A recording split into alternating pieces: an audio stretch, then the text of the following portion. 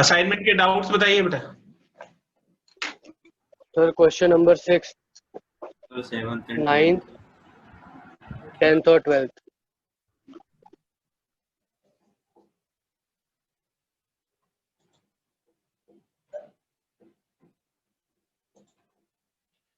और कोई डाउट है बेटा किसी को? Sir question number 3।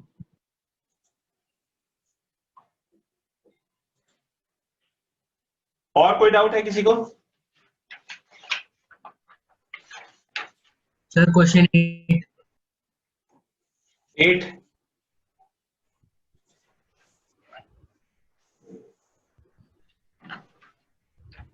ठीक है बेटा, क्वेश्चन नंबर 3 देखिए sir. A force of 49 Newton is just sufficient to pull a block of wood weighing 10 kg on a rough horizontal surface. तो जैसे ये कोई रफ हॉरिजॉन्टल सरफेस है और उस पे एक इसको ये 49 न्यूटन का फोर्स इसको सफिशिएंट है जस्ट पुल करने के लिए, मतलब इससे कम फोर्स इसको पुल नहीं कर पाएगा। तो ये जो 49 न्यूटन है ये किस चीज की वैल्यू दी हुई है?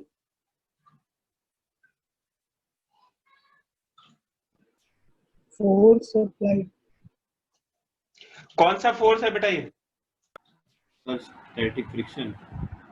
स्टैटिक फ्रिक्शन की मैक्सिमम वैल्यू है, यानी कि ये लिमिटिंग फ्रिक्शन है ना सर?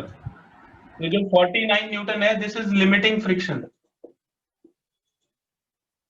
और लिमिटिंग फ्रिक्शन क्या होता है? Mu S into R. R मतलब नॉर्मल रिएक्शन। ये नॉर्मल रिएक्शन किसके बराबर होगा? ना ये ऊपर की तरफ जा रहा है ना नीचे की तरफ, mg के बराबर होगा। तो ये हो जाएगा mu S into mg is equal to 49 newton. तो म्यू एस हो जाएगा 49 डिवाइडेड बाय mg। मास कितना दिया हुआ है इसका? 10 kg। तो हो जाएगा 49 अपॉन 10 और g की वैल्यू हो गई 9.8, तो 1/2 आ गया है। अब इसने पूछा है coefficient of friction and angle of friction. Coefficient of friction तो 1/2 आ गया, और ये रिलेशन होता है एंगल ऑफ फ्रिक्शन में tan lambda is equal to mu S के बराबर होता है। एंगल ऑफ फ्रिक्शन अगर लैम्डा है तो tan लैम्डा की वैल्यू म्यू एस के इक्वल होती है, तो म्यू एस हो जाएगा tan लैम्डा के इक्वल। तो लैम्डा की वैल्यू हो जाएगी tan इनवर्स 1/2। ये इसका एंगल ऑफ फ्रिक्शन आ गया। अगर आपको ट्रिग्नोमेट्रिक टेबल दी हुई होगी तो उससे आप tan इनवर्स 0.5 की वैल्यू निकाल सकते हो। तो उसमें एक टेबल बनी हुई होगी, उसमें 0.5 को देखेंगे tan के किस एंगल के लिए आएगा, तो वो एंगल आएगा 26 डिग्री 34 मिनट। ये 26 डिग्री 34 मिनट के इक्वल होगा। तो जब एग्जाम में आपको क्वेश्चन मिलेगा तो या तो इसकी टेबल दी हुई होगी या आपको क्वेश्चन में लिखा हुआ मिलेगा कि tan inverse 1/2 is equal to 26 degree 34 minute. इसका एक स्क्रीनशॉट ले लीजिए बेटा।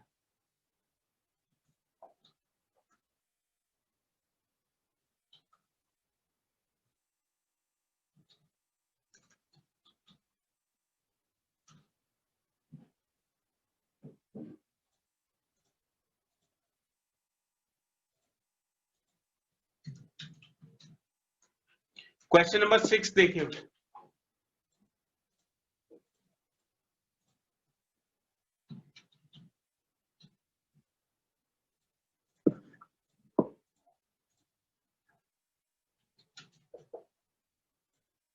ये देखिए आइस है और कोई ऑब्जेक्ट है जो इस पर रोल कर रहा है, और इसकी जो इनिशियल स्पीड दी हुई है वो 8 मीटर पर सेकेंड है।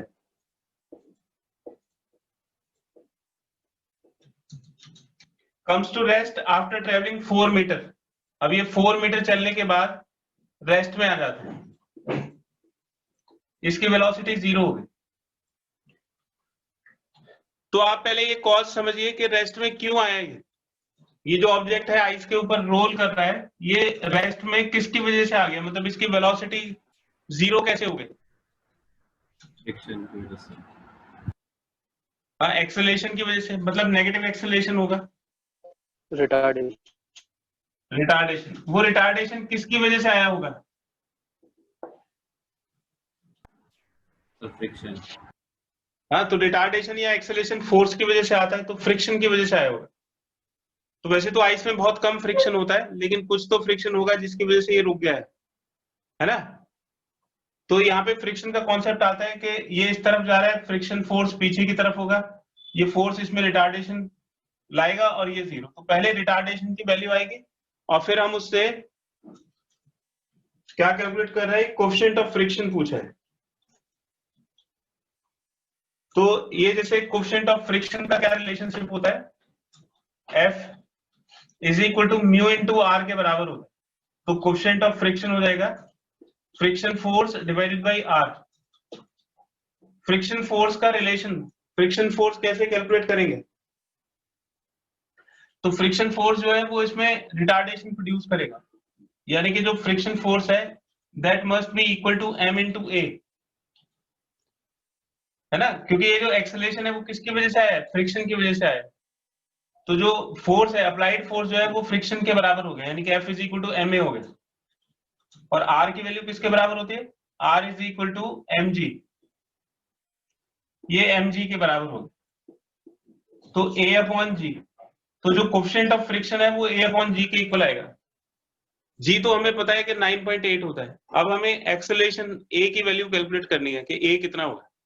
A के लिए ये काइनेमेटिक्स की एक इक्वेशन दे रखी है कि भाई 4 मीटर चलने के बाद 0 हो जाता है।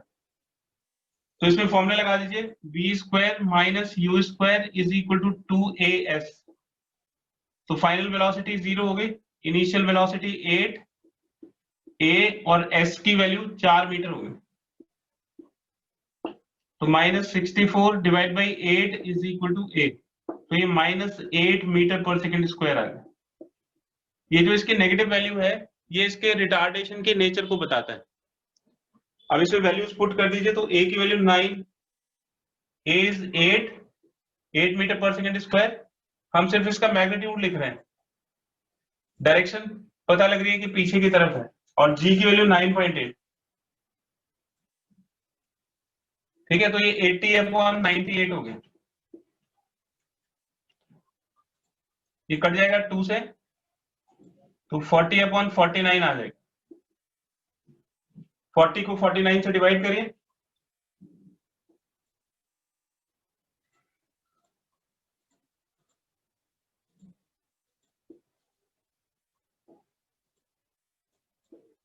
हाँ, तो इतनी वैल्यू आ जाएगी 0.8164।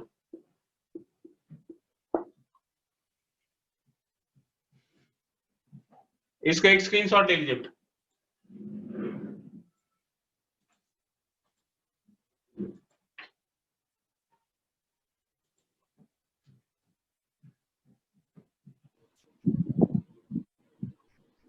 क्वेश्चन नंबर 7 बिल्कुल इसी के जैसा है, एक बार ट्राई करिए जरा क्वेश्चन नंबर 7 को, बिल्कुल सेम क्वेश्चन है।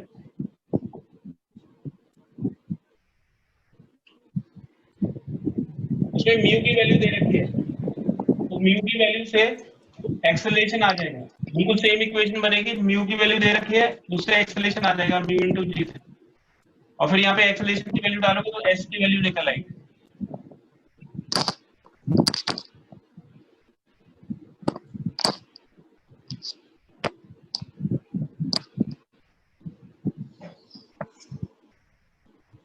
ट्राई करिए बेटा, क्वेश्चन नंबर 7 बिल्कुल इसी के जैसा क्वेश्चन है।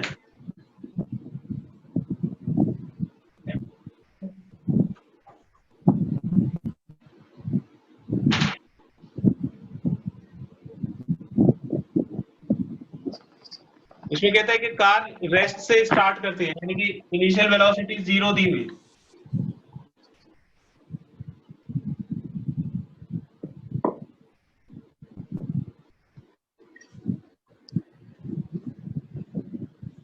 कोएफिशिएंट ऑफ फ्रिक्शन दिया हुआ है 0.5 और इनिशियल वेलोसिटी 0 दी हुई है, और final velocity 72 kilometre per hour है।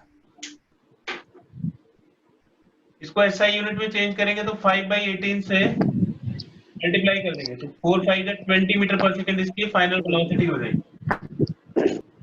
What is the minimum distance? Minimum distance यानी कि x की वैल्यू पूछिए कि x की मिनिमम वैल्यू क्या होगी। तो जैसे हमने पहले प्रूव किया था कि म्यू की वैल्यू a अपॉन g के इक्वल आएगी, तो म्यू हो गया 0.5 a और g हो गया 10, इसमें g की वैल्यू 10 दे रखी, तो a की वैल्यू हो जाएगी 5 मीटर पर सेकंड स्क्वायर। तो उसे मिनिमम डिस्टेंस पूछा है, तो v square minus u square is equal to 2as। तो v तो 20 हो गया, u 0, a की वैल्यू 5 हो गई और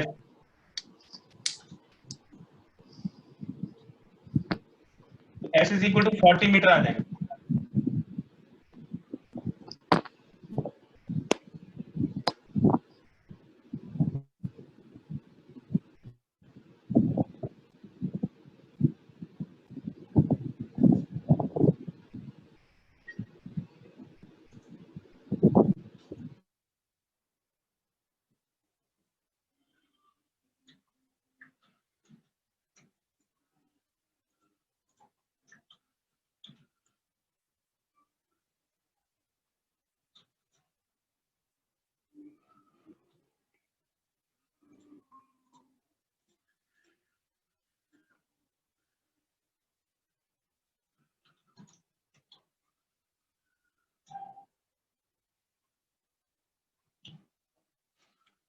क्वेश्चन नंबर 8 देखिए, determine the maximum acceleration of the train in which a box lying on its floor will remain stationary। देखो ये फ्लोर है ट्रेन का, और ट्रेन का जो एक्सेलरेशन है वो a दिया हुआ है, इसके ऊपर बॉक्स रखा हुआ है, तो इसका बॉक्स का इसके रिस्पेक्ट में रिलेटिव मोशन किस तरफ होगा। अगर ये ट्रेन का एक्सेलरेशन a है तो इसको स्टेशनरी रहने के लिए क्या होना पड़ेगा, तो इसके ऊपर एक फोर्स लगेगा, ये फोर्स है ma। अगर ट्रेन का एक्सेलरेशन a है तो जो ट्रेन के अंदर ये बॉक्स है, तो जो ट्रेन है वो कैसा फ्रेम हो गया, train is non inertial frame.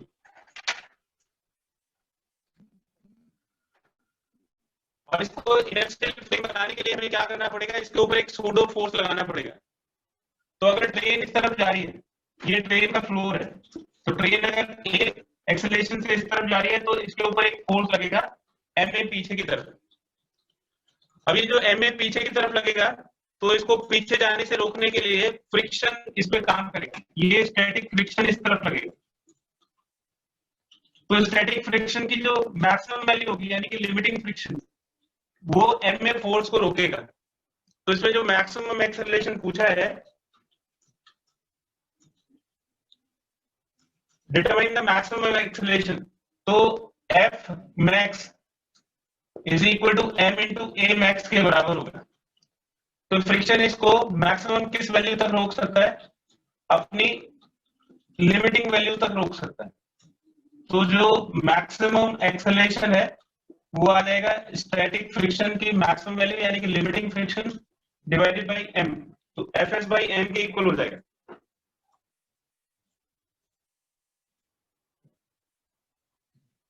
तो जो Fs है वो हो जाएगा म्यू इंटू r के बराबर डिवाइडेड बाय m, r हो गया mg डिवाइडेड बाय m, तो ये म्यू इंटू जी के बराबर हो जाएगा। तो म्यू की वैल्यू दे रखी है 0.15 और जी हो गया 10, तो ये आ जाएगा 1.5 मीटर पर सेकेंड स्क्वायर।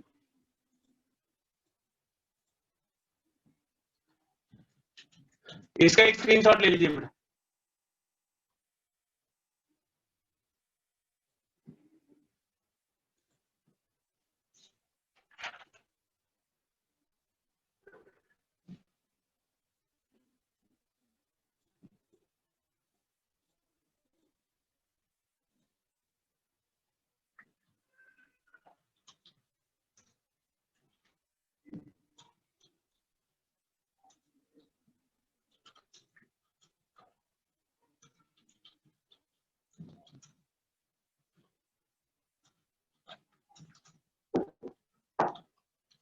क्वेश्चन नंबर 9 देखिए, A bullet of mass 0.01 kg is fired horizontally into a 4 kilogram wooden block at rest on horizontal surface. देखिए एक horizontal surface है और इस पे एक block है, रेस्ट में रखा हुआ है, और यहाँ पे एक बुलेट आती है और बुलेट इसको स्ट्राइक करती है। बुलेट का मास दिया हुआ है 0.01 kg, इसको हमने स्मॉल m से डिनोट कर दिया 0.01 kg, और जो वुडन ब्लॉक है उसका मास 4 kg, इसको हमने कैपिटल M से डिनोट कर दिया, कैपिटल M 4 kg के बराबर होगा। The coefficient of the kinetic friction between the block and the surface, ये जो ब्लॉक और सरफेस है इसके बीच में काइनेटिक फ्रिक्शन का कोएफिशिएंट दिया हुआ है 0.25। The bullet gets embedded in the block, तो ये जो बुलेट है ये ब्लॉक में एम्बेड कर जाती है, मतलब इसके अंदर धंस जाती है, तो इसका जो मास है वो हो जाएगा m + m।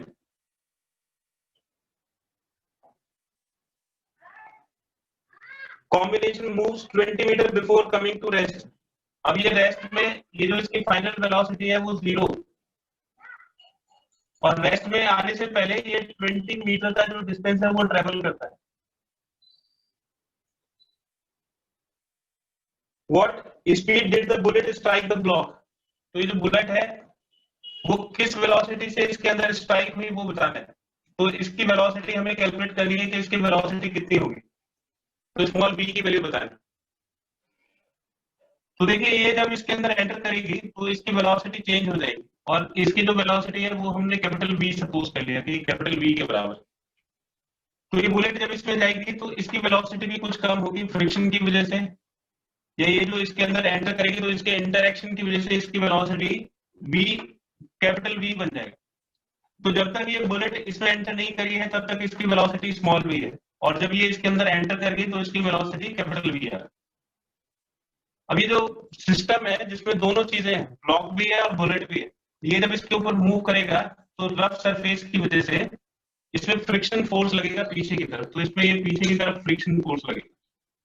ये फ्रिक्शन फोर्स इसके अंदर एक रिटार्डेशन प्रोड्यूस करेगा, और उस रिटार्डेशन की वजह से 20 मीटर चलने के बाद इसकी वेलोसिटी 0 हो जाएगी। तो ये जो डेटा दिया हुआ है v फाइनली 0 हो गया 20 मीटर चलने के बाद, इससे हम एक्सेलरेशन या ये फ्रिक्शन का फोर्स कैलकुलेट कर सकते हैं। इन दोनों में, इन स्मॉल v और कैपिटल B में क्या रिलेशनशिप बनेगा? देखो ये जो सिस्टम है ये पहले जब तक बुलेट इसके अंदर एंटर नहीं करी है उसके पहले की चीज है, और ये बाद की चीज है। तो law of conservation of momentum, इसमें और इसमें क्या रिलेशन बनेगा? ये इनिशियल जो मोमेंटम है ये फाइनल मोमेंटम के बराबर होगा। तो जब तक ये इसमें स्ट्राइक नहीं करा था तो इसका इनिशियल मोमेंटम कितना होगा? सिर्फ इसके अंदर मोमेंटम था m इंटू स्मॉल v, इसका मोमेंटम 0 क्योंकि इसके अंदर कोई वेलोसिटी नहीं है, और ये किसके इक्वल हो जाएगा? इसके फाइनल बुलेट ब्लॉक सिस्टम का जो फाइनल मोमेंटम है इसके बराबर हो जाएगा। तो ये हो जाएगा m + small m into capital B। तो हमें इसकी बुलेट की स्पीड निकालनी है कि बुलेट की स्पीड कितनी होगी। तो बुलेट की स्पीड का फॉर्मूला बन जाएगा v = m + m, ये m + m divided by m into v।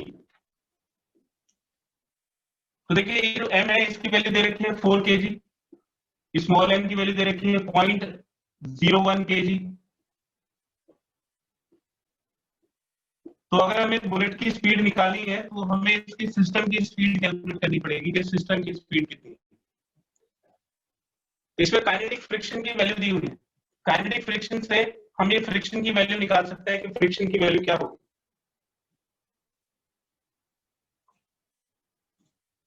तो इसमें जो फ्रिक्शन लगेगा F के, क्योंकि मूव करेगा तो इसमें काइनेटिक फ्रिक्शन लगेगा, और काइनेटिक फ्रिक्शन की वैल्यू हो जाएगी u के इनटू r, इसका नॉर्मल रिएक्शन होगा, और नॉर्मल रिएक्शन की वैल्यू किसके बराबर हो जाएगी? u के into m + m into g के बराबर। तो इसके ऊपर जो बेयरिंग लगेगा वो m + m इंटू g के बराबर हो जाएगा। तो कैपिटल R की ऑडियो बहुत ब्रेक कर रही है।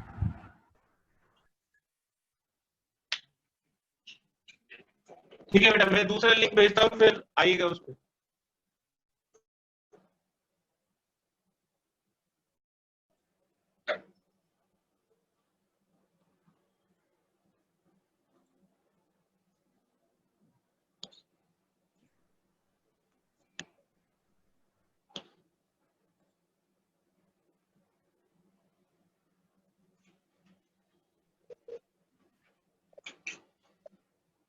तो देखिए दोबारा से एक बार समझ लीजिए बेटा, ये जो बुलेट है उसका मास दिया हुआ है और उसकी स्पीड दी हुई है। ये बुलेट इस ब्लॉक में एंटर करती है, तो ब्लॉक में जब एंटर करेगी तो ये दोनों एक सिंगल ऑब्जेक्ट की तरह हो जाएंगे और उसका मास हो जाएगा m+m, और इसकी वेलोसिटी कैपिटल V होगी, जो कि इससे थोड़ी सी कम हो जाएगी।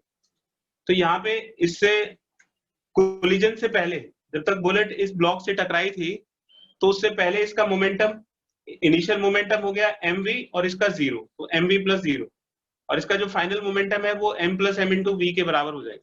तो यहाँ पे हमने law of conservation of momentum लगा दिया, तो इनिशियल मोमेंटम फाइनल मोमेंटम के इक्वल हो गया। अब ये इस मोमेंटम से चलता है और फाइनली इसकी वेलोसिटी 0 हो जाती है। तो वेलोसिटी 0 क्यों हो जाती है? क्योंकि ये रफ सरफेस के ऊपर मूव करेंगे। अगर रफ सरफेस के ऊपर मूव करेंगे तो इस पे इसके मोशन को अपोज करने के लिए फ्रिक्शन काम करेगा। अब क्योंकि ये मूव कर रहा है तो इसके ऊपर काइनेटिक फ्रिक्शन होगा, तो काइनेटिक फ्रिक्शन की वैल्यू हो जाएगी Fk = μk × r, और r किसके इक्वल हो जाएगा? m × g के बराबर। m यहाँ पे हम m+m लेंगे, तो ये इक्वेशन हमारी बन गई, Fk = μk × m+m × g। एक तो ये इक्वेशन हो गई, और दूसरी इक्वेशन हो गई ऑल्सो, इसमें जो रिटार्डेशन है वो किसकी वजह से आएगा? इसके अंदर जो रिटार्डेशन है, जिसने इसकी वेलोसिटी को 0 किया, तो रिटार्डिंग फोर्स सिर्फ F है, फ्रिक्शन। तो जो रिटार्डिंग फोर्स है, यानी कि जो फ्रिक्शन है, वो इसके अंदर एक्सेलरेशन प्रोड्यूस करेगा, यानी कि ये m+m × a के बराबर होगा।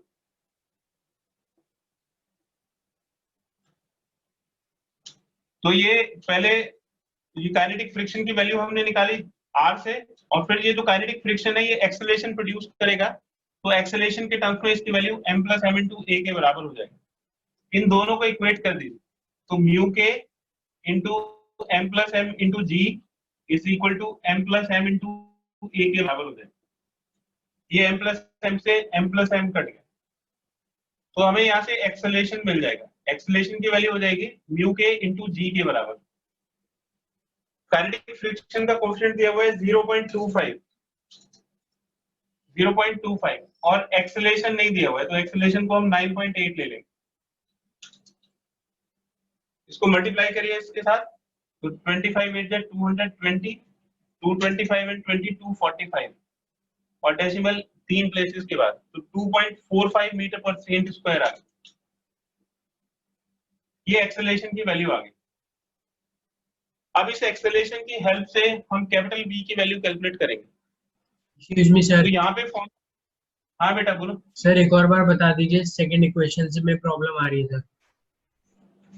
ये रुकेगा क्यों? ये जो ब्लॉक है इसकी वेलोसिटी 0 क्यों आएगी?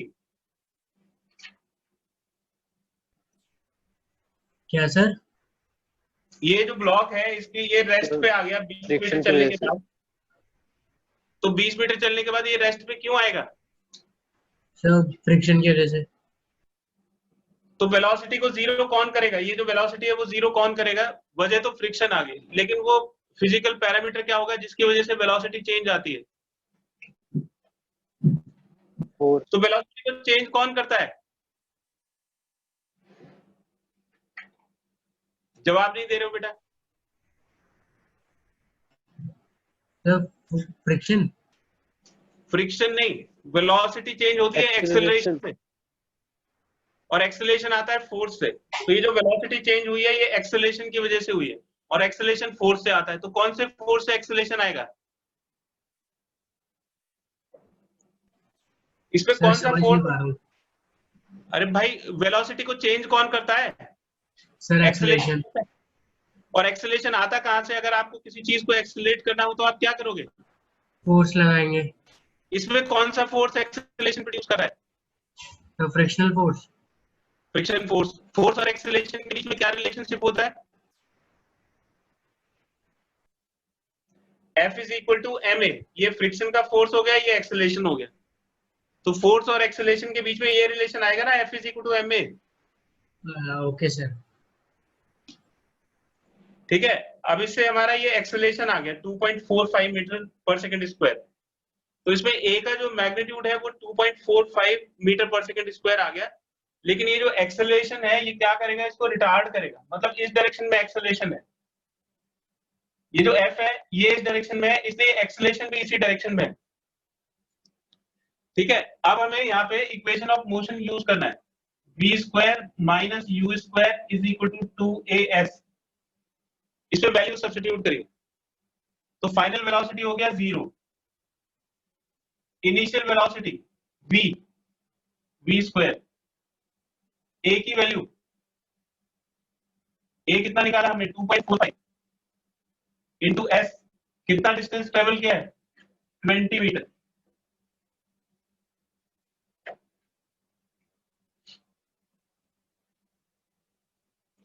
अब ये जो -v² है ये नेगेटिव आ रहा है, मतलब v² की वैल्यू नेगेटिव नहीं हो सकती, तो एक्सेलरेशन वेलोसिटी के ऑपोजिट डायरेक्शन में है, क्योंकि एक्सेलरेशन वेलोसिटी के ऑपोजिट डायरेक्शन में है, इसलिए एक्सेलरेशन को नेगेटिव लेंगे।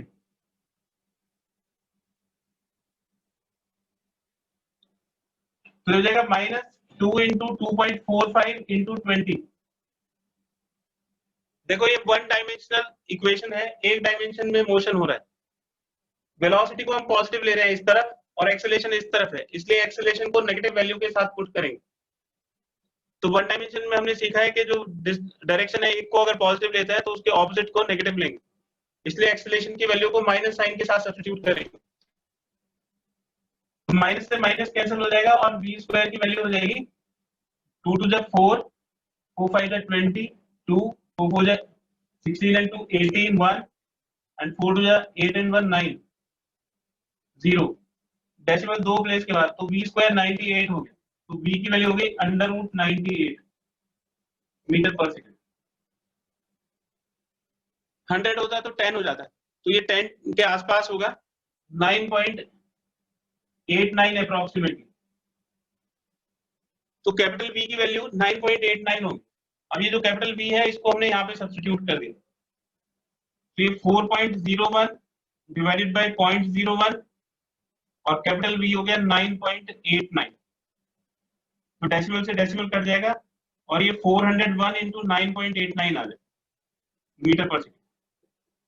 इसको मल्टीप्लाई कर दीजिए और इसका आंसर आ जाएगा। तो इसमें कौन कौन से कॉन्सेप्ट लगे हैं, एक तो ये कॉन्सेप्ट है law of conservation of linear momentum का, कोलिजन से पहले मोमेंटम और कोलिजन के बाद में मोमेंटम इक्वल हो। Law of conservation of momentum हम लगा सकते हैं जहां पे एक्सटर्नल फोर्स 0 है, तो बुलेट और ब्लॉक सिस्टम में कोई एक्सटर्नल फोर्स नहीं है, इसलिए इनिशियल मोमेंटम फाइनल मोमेंटम के इक्वल होगा। तो ये इन दोनों की वेलोसिटी का रिलेशन आ गया, ये रिलेशन हो गया इन दोनों की वेलोसिटी का। अब हमें कैपिटल V कैलकुलेट करना है, यहाँ पे काइनेमेटिक्स से हमने कैपिटल V निकाले और एक्सेलरेशन के लिए हमने फोर्स को इक्वेट कर दिया, काइनेटिक फ्रिक्शन की वैल्यू दो तरह से निकाली, तो उसमें एक्सेलरेशन और G के बीच का रिलेशन आ जाएगा। इस क्वेश्चन को एक बार खुद से जरूर करिएगा बेटा।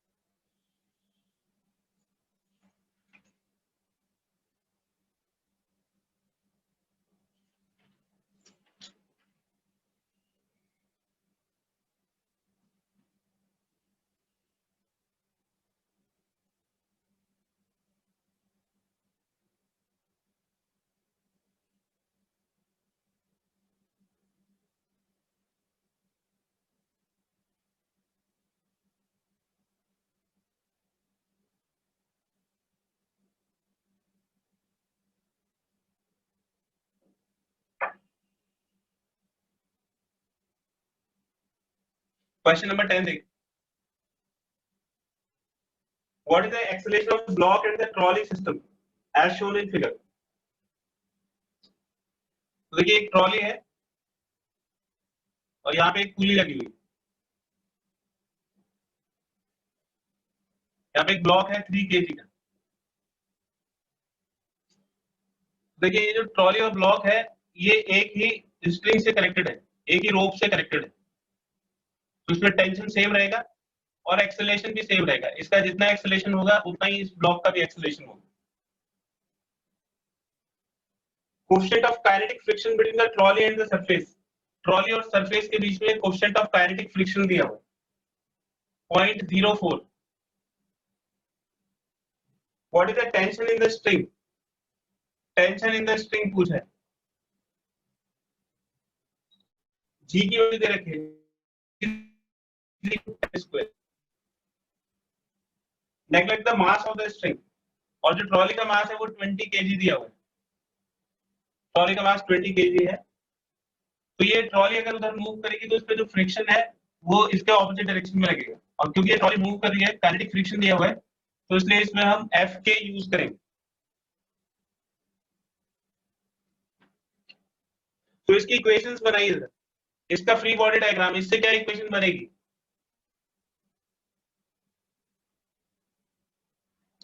ट्रॉली का जो फ्री बॉडी डायग्राम है, ये टेंशन को बीच में से कट कर दीजिए, ये इसका ट्रॉली का फ्री बॉडी डायग्राम आ गया, इसकी इक्वेशन बताइए बेटा।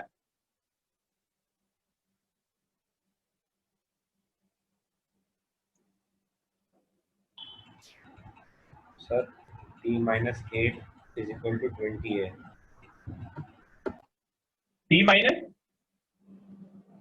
ये इस तरफ t पॉजिटिव लेंगे, ये F K is equal to mass 20 into A के बराबर हो जाएगा, तो t minus F K is equal to 20 A. F K की वैल्यू कितनी आ रखी है, F K is equal to mu K into R, R मतलब एम जी, तो म्यू के हो गया 0.04, एम हो गया 20 और जी हो गया 10, 204 जा 800, तो 8 न्यूटन आ गया, तो ये हो गया t minus 8 is equal to 20 A, ये फर्स्ट इक्वेशन हो गई।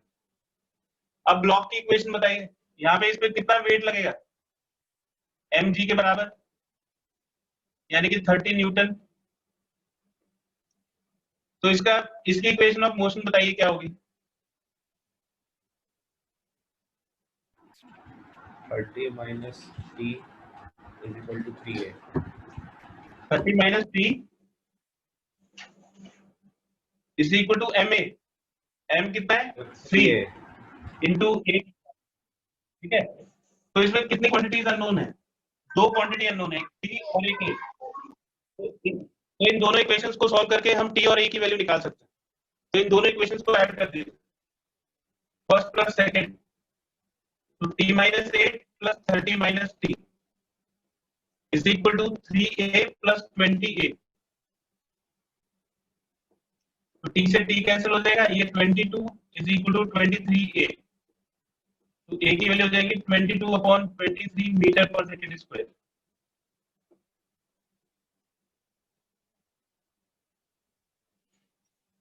ट्वेंटी टू को 23 से डिवाइड करोगे तो 0.96 आ जाएगा अप्रोक्सीमेट, एक्सेलरेशन की वैल्यू आ गई। अब हमें टेंशन की वैल्यू कैलकुलेट करनी, इसीलिए एक इक्वेशन से टेंशन निकाल लीजिए, इक्वेशन नंबर 2 से टेंशन हो जाएगा 30 माइनस 3a, तो 30 माइनस 3 और a हो गया 0.96,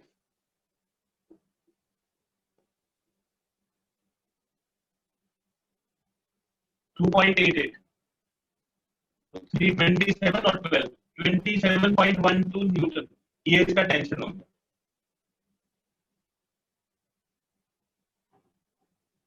इसका एक स्क्रीनशॉट ले लीजिए। एक्सक्यूज मी सर, हाँ बेटा बोलो। सर 11th क्वेश्चन में भी डाउट आ रहा है सर।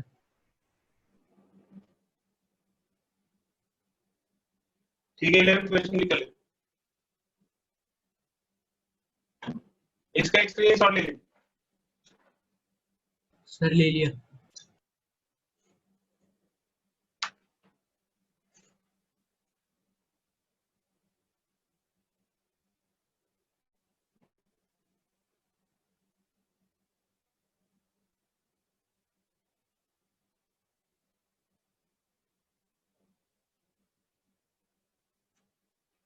क्वेश्चन नंबर 11 देखिए, a block of mass 4 kg is placed on another block B of mass 5 kg. तो देखिए एक ब्लॉक है बी और उसका मास दिया हुआ है, और एक ब्लॉक इसके ऊपर रखा हुआ है ए, उसका भी मास दे रखा है। ए का मास दे रखा है 4 kg और बी का मास दिया हुआ है 5 kg। स्मूथ हॉरिजॉन्टल टेबल, तो जो ब्लॉक बी है वो स्मूथ हॉरिजॉन्टल टेबल के ऊपर। स्मूथ का मतलब है कि इसके और इसके बीच में फ्रिक्शन नहीं लगेगा। स्मूथ है, रफ नहीं है, तो इसका मतलब है कि ये सरफेस और इसके बीच में फ्रिक्शन नहीं है। For sliding the block A on B, a horizontal force of 12 Newton is required to apply on it. ये जो ब्लॉक A है ये B के ऊपर स्लाइड करेगा, उसके लिए यहाँ पे एक फोर्स लगाया जाता है, और जो फोर्स है वो कितने न्यूटन का फोर्स है? 12 न्यूटन का। स्लाइड करे, ये A B के ऊपर स्लाइड करेगा, उसके लिए 12 न्यूटन का फोर्स इसके ऊपर अप्लाई किया जाता है। How much maximum horizontal force can be applied on B so that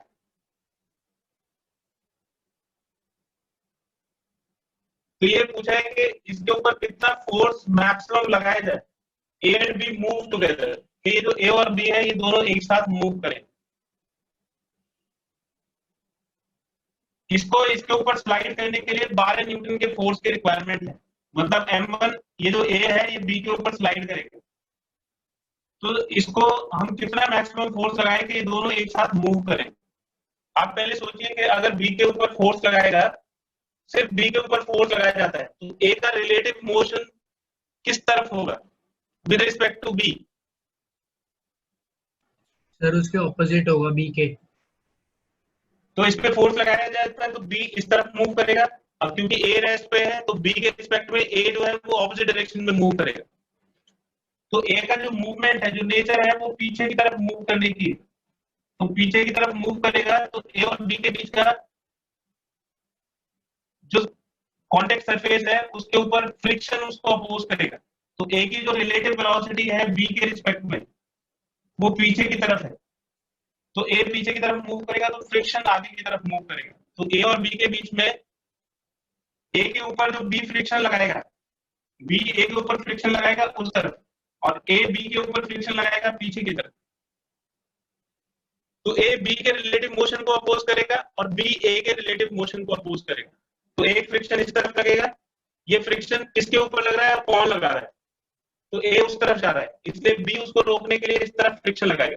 तो ये वाला जो फ्रिक्शन है वो बी की वजह से है और ए के ऊपर है। ऐसे ही इसकी ऑपोजिट डायरेक्शन में फ्रिक्शन लगेगा, वो ए की वजह से होगा और बी के ऊपर लगेगा, क्योंकि बी ए के रिस्पेक्ट में उस तरफ जाएगा। अब ये बताओ कि ये दोनों मूव करेंगे उसकी क्या कंडीशन होगी? दोनों मूव करेंगे एक साथ, उसकी क्या कंडीशन आएगी?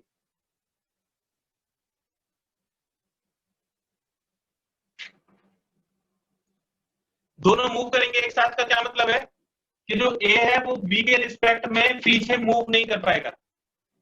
ध्यान से सुनिएगा बेटा, अगर ये दोनों एक साथ चलेंगे, मैं इसके ऊपर फोर्स लगा रहा हूं और ए पीछे की तरफ मूव नहीं कर रहा है, इसका मतलब ये दोनों एक साथ चल रहे हैं। तो इसका मतलब हुआ कि इसके ऊपर जो 12 न्यूटन का फोर्स है उसको ये फ्रिक्शन बैलेंस कर रहा है। ए की मोशन के लिए 12 न्यूटन की फोर्स की जरूरत है, और अगर ये मूव नहीं कर रहा है तो इसका मतलब है कि जो 12 न्यूटन का मैक्सिमम फोर्स है वो इस फ्रिक्शन से बैलेंस हो रहा है, तो तब ये दोनों एक साथ मूव करेंगे। तो जो 12 न्यूटन का फोर्स है जो इसके ऊपर लगाया जाता है, वो 12 न्यूटन का फोर्स कौन बैलेंस कर रहा है? एफ के बैलेंस कर रहा है, और एफ के की वैल्यू हो जाएगी म्यू के इनटू नॉर्मल रिएक्शन। ये नॉर्मल रिएक्शन किसके ऊपर आएगा? ये M1 का नॉर्मल रिएक्शन M2 के सरफेस के ऊपर, तो ये जो नॉर्मल रिएक्शन है ये M1 इंटू जी के बराबर हो जाएगा। तो 12 newton is equal to kinetic friction and that is equal to mu K into M1 G. इनकी वैल्यूज पुट कर दीजिए, 12 म्यू के, M1 की वैल्यू 4 है इंटू जी, तो म्यू के की वैल्यू क्या आ जाएगी? म्यू के हो जाएगा 12/4g। तो इससे हमें काइनेटिक फ्रिक्शन की वैल्यू मिल गई। तो इन दोनों सरफेसेस के बीच में जो काइनेटिक फ्रिक्शन है वो 3/g के इक्वल आ जाएगा। तो इन दोनों के बीच में जो काइनेटिक फ्रिक्शन है उसकी वैल्यू 3/g के इक्वल है। अब हमें ये बताना है कि ये दोनों एक साथ मूव करेंगे तो वो इन दोनों के रिलेटिव मोशन को अपोज करेगा। तो ये जो अप्लाइड फोर्स है ये इसके मोशन को इसके रिस्पेक्ट में रोकेगा और इसके मोशन को भी इसके रिस्पेक्ट में रोकेगा। तो ये वाला जो फोर्स है ये इन दोनों के फ्रिक्शन को अपोज करेगा।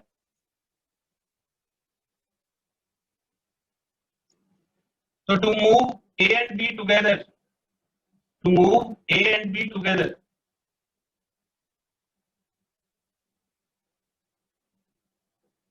A और B दोनों एक साथ चले उसके लिए द मैक्सिमम फोर्स, मतलब इसकी जो मैक्सिमम वैल्यू होगी, F की जो मैक्सिमम वैल्यू होगी is equal to frictional force on A due to B plus frictional force on B due to A। तो ये जो फोर्स है इसको इन दोनों फ्रिक्शन को बैलेंस करना पड़ेगा, इसको भी बैलेंस करेगा इसको भी बैलेंस करेगा, क्योंकि अगर ये बैलेंस नहीं हुआ तो ये मूव कर जाएगा B के रिस्पेक्ट में, और अगर ये बैलेंस नहीं हुआ तो ये A के रिस्पेक्ट में मूव कर जाएगा। तो इसकी जो मैक्सिमम वैल्यू है वो इन दोनों के फ्रिक्शनल फोर्स को बैलेंस करेगी ताकि वो दोनों एक दूसरे से कैंसिल हो जाए और A B के रिस्पेक्ट में मूव ना कर सके। तो अब इन दोनों के फ्रिक्शंस की वैल्यू निकालिए। तो A का जो हो जाएगा वो तो हो जाएगा mu K into M1 into जी, और B का हो जाएगा mu K into M2 into जी। तो ये म्यू के कॉमन निकालो तो ये M1 प्लस M2 इंटू जी। आप इसको एक आसान लैंग्वेज में भी समझ सकते हो। अगर ये दोनों एक साथ चलेंगे तो उसका मतलब है कि ये दोनों एक सिंगल ऑब्जेक्ट की तरह होंगे, और जो काइनेटिक फ्रिक्शन है वो इसी की वजह से आएगा, जो F की मैक्सिमम वैल्यू होगी उसी की वजह से काइनेटिक फ्रिक्शन प्रोड्यूस होगा। तो इसलिए जो F मैक्स है वो काइनेटिक फ्रिक्शन के बराबर होगा, और क्योंकि दोनों एक साथ चलेंगे तो इन दोनों का मास हो जाएगा M1 प्लस M2, और इन दोनों की जो नॉर्मल रिएक्शन है वो M1 प्लस M2 इंटू जी इंटू म्यू के हो जाएगा। तो जो मैक्सिमम फोर्स की वैल्यू होगी वो mu K into M1 plus M2 into जी के बराबर होगी। अगर ये दोनों एक साथ नहीं चलते तो इसका रिलेटिव मोशन इसके रिस्पेक्ट में कुछ होता है, और फिर ये जो मैक्सिमम वैल्यू है ये काइनेटिक फ्रिक्शन के इक्वल नहीं होता। तो एक तरह से ये जो मैक्सिमम फोर्स है अप्लाइड फोर्स वो इसके काइनेटिक फ्रिक्शन के बराबर होगा, यानी कि mu K into M1 plus M2 into जी के बराबर होगा। और म्यू के की वैल्यू हमने निकाली हुई है, म्यू के की वैल्यू है 3/g, M1 plus M2 into जी। ये जी से जी कैंसिल हो जाएगा और इसकी वैल्यू हो जाएगी 3 into M1 plus M2। M1 की वैल्यू 4 और M2 की वैल्यू 5, 9 3 27 न्यूटन हो। तो जो F की मैक्सिमम वैल्यू है वो 27 न्यूटन के इक्वल होनी चाहिए। इसका एक स्क्रीनशॉट ले लीजिए।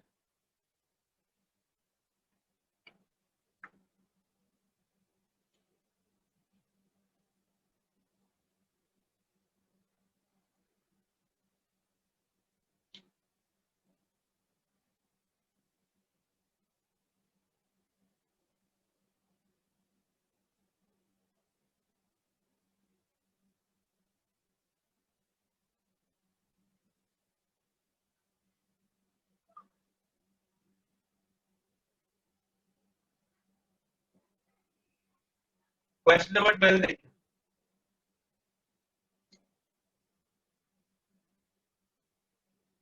N engine of 100 horsepower, तो एक इंजन की पावर दी हुई है 100 हॉर्स पावर। हॉर्स पावर में 746 वॉट होता है। 1 horsepower is equal to 746 watt. तो अगर इसको 746 से मल्टीप्लाई कर देंगे तो पावर वॉट में आ जाएगी। मास दिए हुए 200 मीट्रिक टन, मास की वैल्यू 200 मीट्रिक टन दी हुई। 1 मीट्रिक टन में 1000 केजी होते हैं। तो इंजन का मास दे रखा है 200,000 केजी,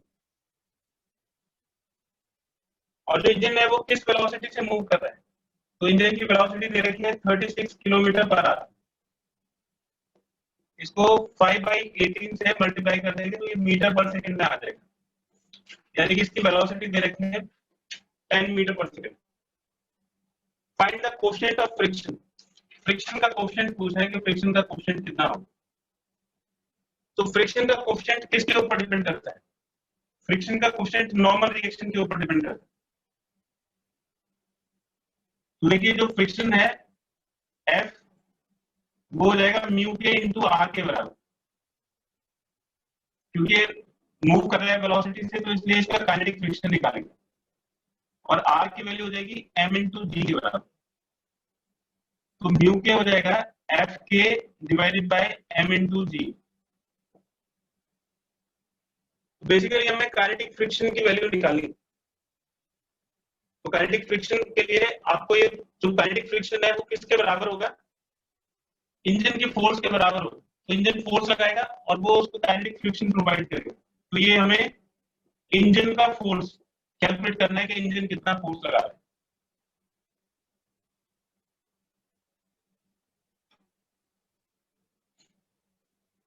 तो फोर्स कैसे कैलकुलेट करेंगे इंजन का?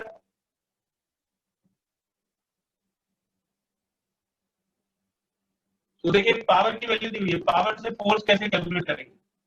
तो पावर होता है work done upon time. Work done होता है फोर्स इंटू डिस्प्लेसमेंट और डिस्प्लेसमेंट अपॉन टाइम होता है v। तो पावर का ये रिलेशन होता है, power is equal to force into velocity. तो आपने ये सारे फॉर्मूले पढ़े हुए हैं। Power work done upon time होता है, work done force into displacement होता है, लेकिन ये फॉर्मूला आपने नहीं पढ़ा हुआ है। तो इस फॉर्मूले को हम ऐसे डिराइव कर सकते हैं, power is equal to force into velocity. हमें फोर्स की जरूरत है, फोर्स कितना होगा? तो फोर्स हो जाएगा पावर अपॉन वेलोसिटी। पावर की वैल्यू 100 इंटू 746 और वेलोसिटी 10 कर जाएगा, ये हो जाएगा 7460 न्यूटन। तो ये वैल्यू इसमें डाल दीजिए, 7460 हो गया। मास 200,000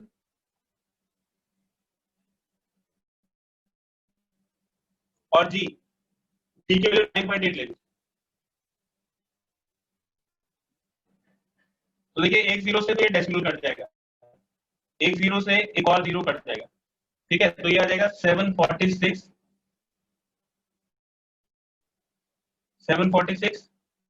982 जा 196 इंटू ये 3 जीरो। तो 746 को 196 से डिवाइड कर दीजिए। इसको 200 की कुछ हम पूछ कर लीजिए, तो 203 जा 600, तो 3 से कुछ ज्यादा आएगा, है ना। तो 0.000 ये 3 जीरो हो गए और फिर 3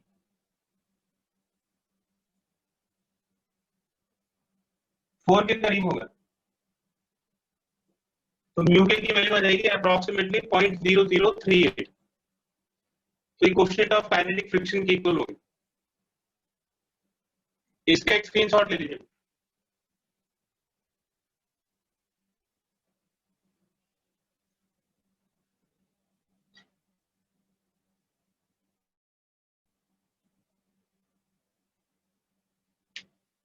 ठीक है बेटा, फिर नेक्स्ट क्लास में बाकी की बची हुई थ्योरी करेंगे। ये जितने न्यूमेरिकल्स आपने आज करे हैं उनको एक बार खुद से प्रैक्टिस कर लीजिएगा। Okay sir, okay thank you sir. Okay.